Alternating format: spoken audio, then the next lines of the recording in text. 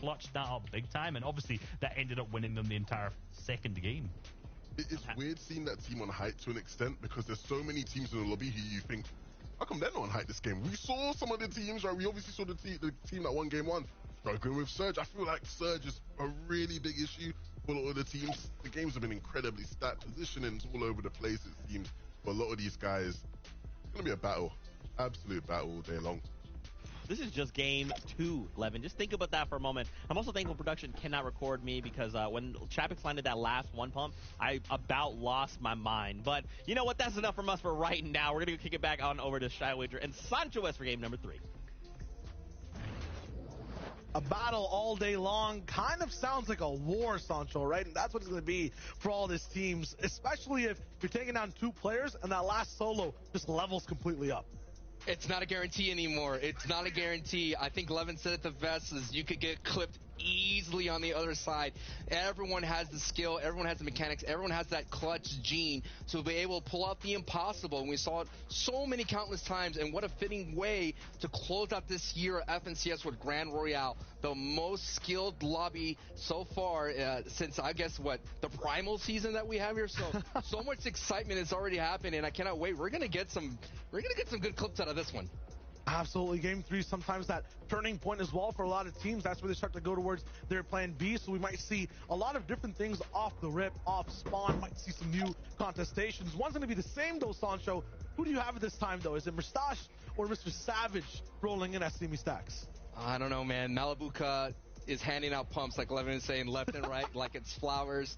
I mean, I want Andretta, Savage, and Benji. I mean, it's just showing you that whoever walks out of that power position, that power POI, will do well. It's just historically has developed many FNCS champions out of it. So if Andretta, Savage, and Benji could just get off the mat, they could get rolling, they could definitely have something here. But it has to start now in game 3. I mean, yes, you could rely on that day 2 where all the points are doubled, but at the same time, Malibuka could double the points on you, and you become easy from a 2-point to a 4-point. It's game 3, folks.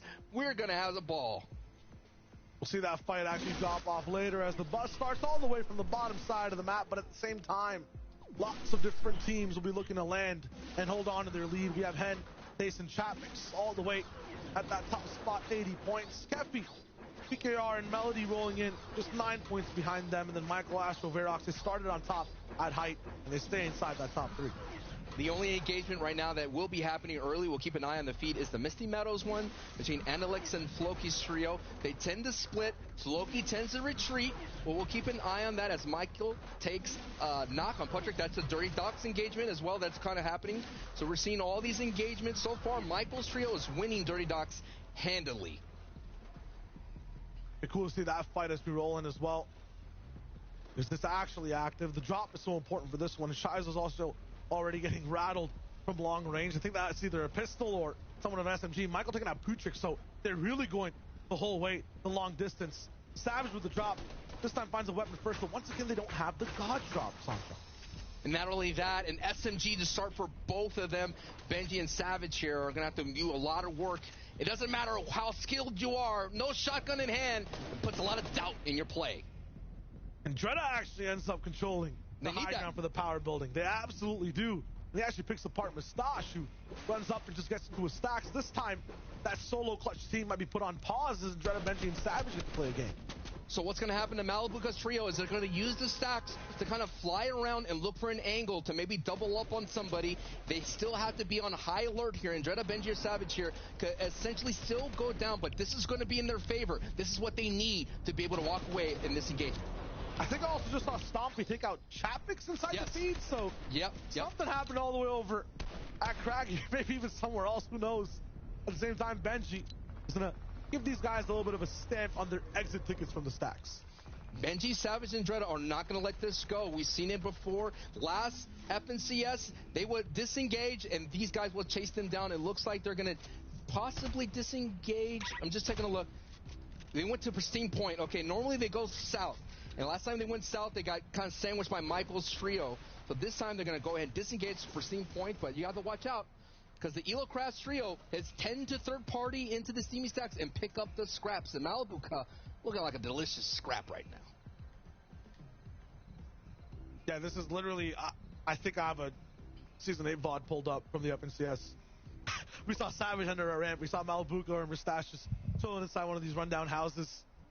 And Hadi just moving around in between, looking to see what he can do next. Maybe even pick up the scraps himself. Let me plant the seed. I mean, we saw Hadi. They finished second place, the first one, but this is the seed I'm planting, folks. Look, as the tournament goes on, Hadi, Elocrash, in the past with Tripper, they would tend to start pushing in. This is what got them a lot of heat on the social media, right? The people didn't understand that this is the perfect play to make when you're seeing a kind of a drawn out, a 50-50, a slugfest happening in Steamy Stacks. If you're the team that lands at that Orchard split, you push in, you take advantage, you get those tags, maybe get an elimination here. So Hadi, ETQ, Elocrash, we're waiting for them to pull that card out of their playbook. I think they definitely understand that something is slightly off right now. They can't really put their finger on it. The big thing about this house, too, if you're looking at that blue pistol, still has that ammunition drop on its side. The same thing with the AR up top. It's not looted, so at some point, ETQ Hadi Elocrats will end up rolling through that front door. Almost kind of walked in. This is tough. You can just see the last clutch man waiting, watching, and hoping they don't find him. Hey, listen, I was watching that hype hour announcement. I know Z came out talking about all these different tournaments. I think it's the hide and go seek cup. Is that what's happening? Hide and seek cup? Is that what we're seeing a taste of? The new LTM? No, that's not true. Listen, we don't know anything. Cassius, we don't know anything. I was just as surprised for all the announcements, but I am so excited for the duel that's going to happen as the Asian FNCS champion down with Malabuka. He's here to fight Shio. I'm looking for the steal. It's going to be huge. Just get a few points in that this team would be strangers to. Losing off spawn. Another big shot on the Elocraft. Hold on. Me vale 500.